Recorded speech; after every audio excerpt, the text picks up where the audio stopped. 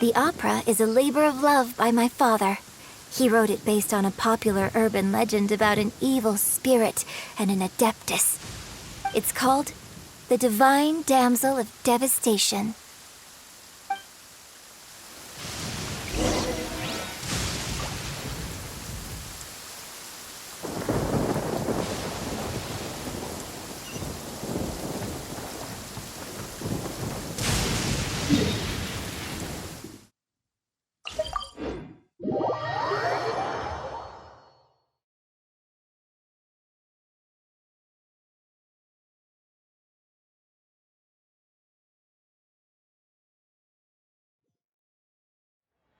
Clear weather all around brightens the heart.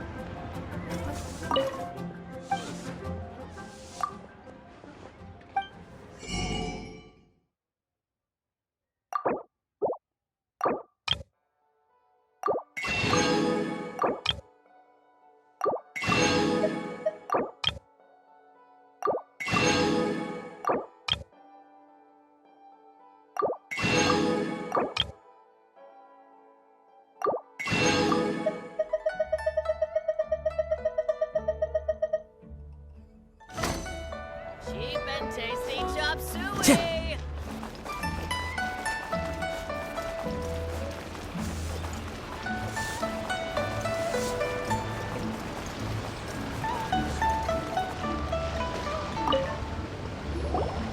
Oh, it's you.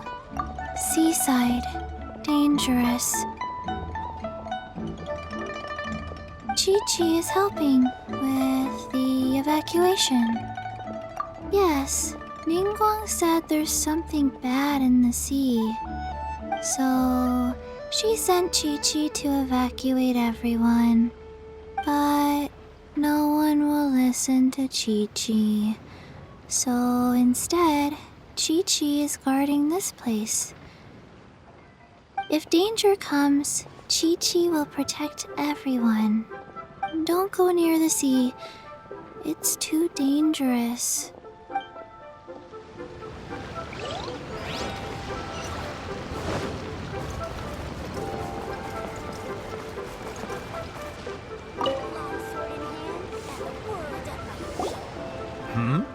Ah, hello. Are you here for something off the shelf, or do you need something forged? Excuse me, Master Zhang. We were wondering if you'd heard of something called a Wonder Core. Of course I have.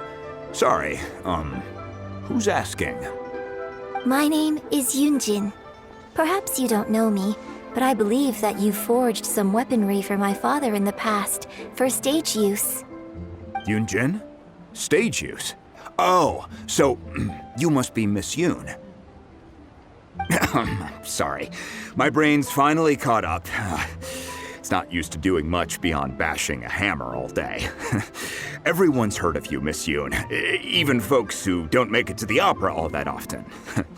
Like myself. So, you're here to ask about Wonder Cores, huh? As it happens, I do know how to make them. Matter of fact, I made some for Lady Ningguang back when she was building the original Jade Chamber. The types of ore needed to make wonder cores are a little hard to come by.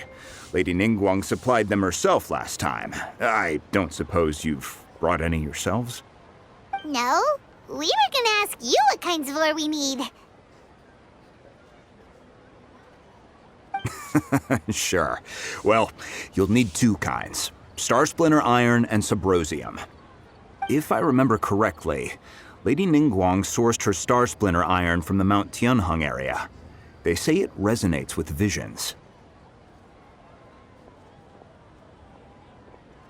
It could take some work, but if you stick with it, you'll find some eventually.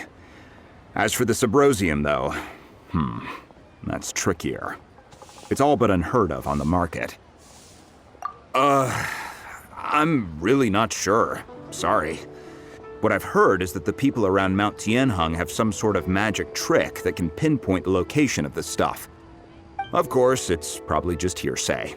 If you want my advice, start by looking for Star Splinter Iron around Mount Tianheng. And if you run into any locals, ask them a few questions about Subrosium. Mount Tianheng. Interestingly enough, the story of the divine damsel of devastation also takes place on that mountain. I hear the view there is quite spectacular. A favorite destination of the Adepti, in fact. Perhaps it can give me some inspiration. Let's not delay. We should head straight there.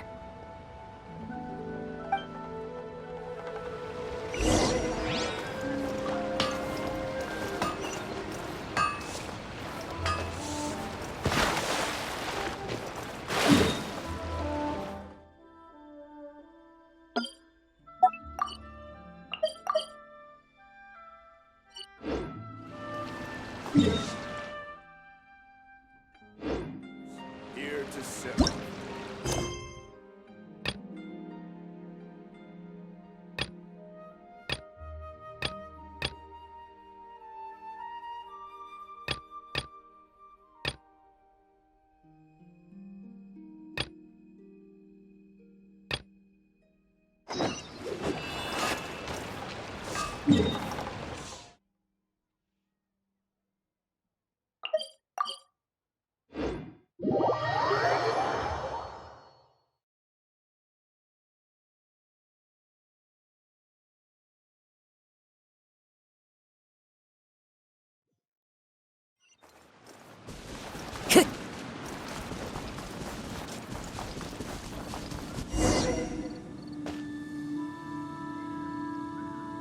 I came to Mount Tianheng once with my father as a child.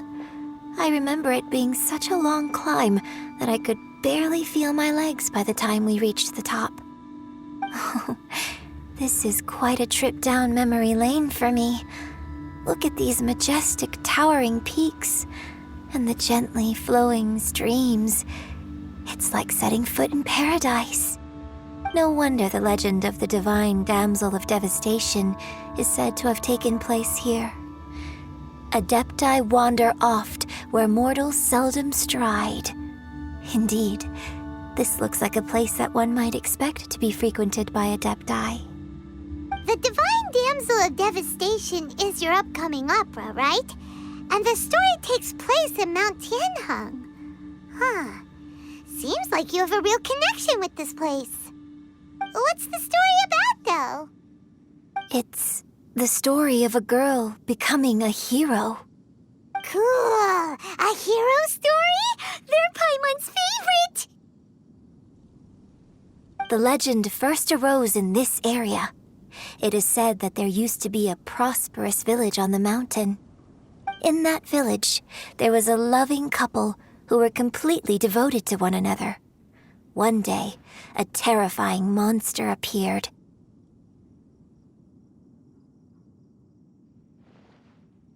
The wife was out collecting herbs and was captured by the monster.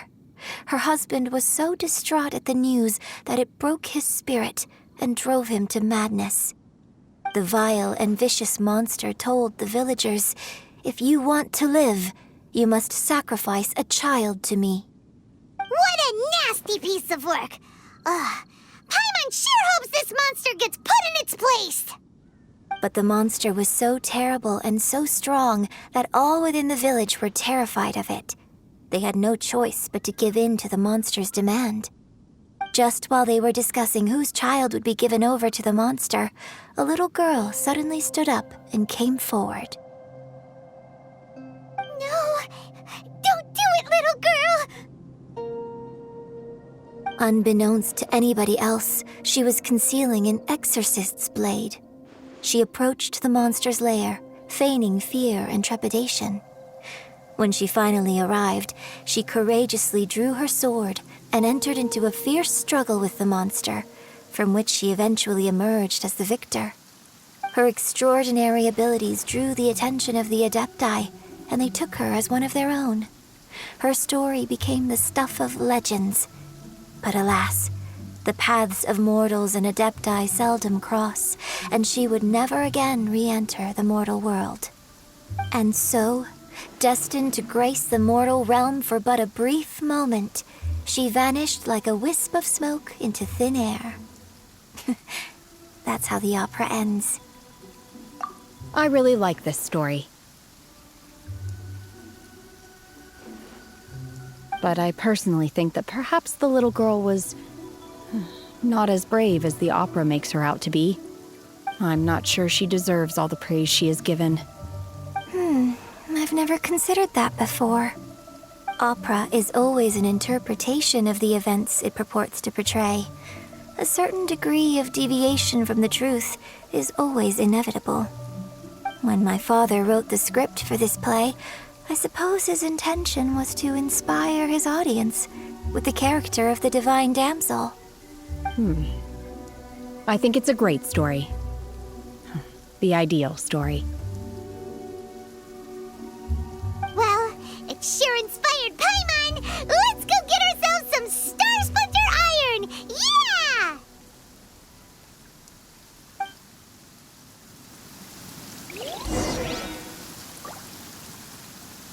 The wind knows me.